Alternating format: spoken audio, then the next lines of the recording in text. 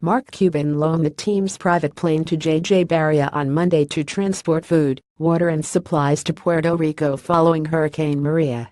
Credit Michael Kovac Jetty. Dallas Mavericks owner Mark Cuban loaned the team's private plane to backup point guard Barea on Monday afternoon to transport food, water and supplies to Puerto Rico following Hurricane Maria, according to ESPN's Tim McMahon.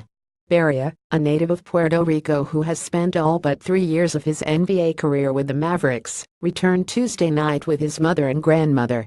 They loaded up a bunch of stuff, supplies, etc., to take over to Puerto Rico, and they're going to turn around and come back, Mavericks head coach Rick Carlisle told ESPN during media day. Barea is going to take his mom and grandmother back with him, and my understanding is his dad is going to stay over there and slug it out with all of the recovery efforts. Barea set up a U-Caring fundraiser with his wife, Viviana Ortiz, to raise money for relief shortly after Hurricane Maria hit Puerto Rico. With a goal of raising $150,000, they have raised over $120,000 from 1,100 donors. All the funds, they write, will be destined to help in the recovery.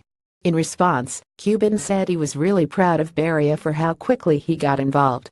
Some photos of Barea's trip to Puerto Rico today to deliver supplies and reunite with family members.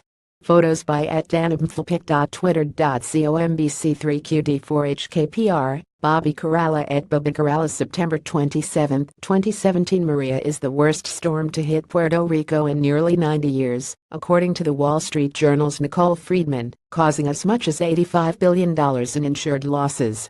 Barea wasn't able to get through to his parents until Sunday because of the destruction, and he told Eddie Sefko of Dallas Morning News that it is still rough there.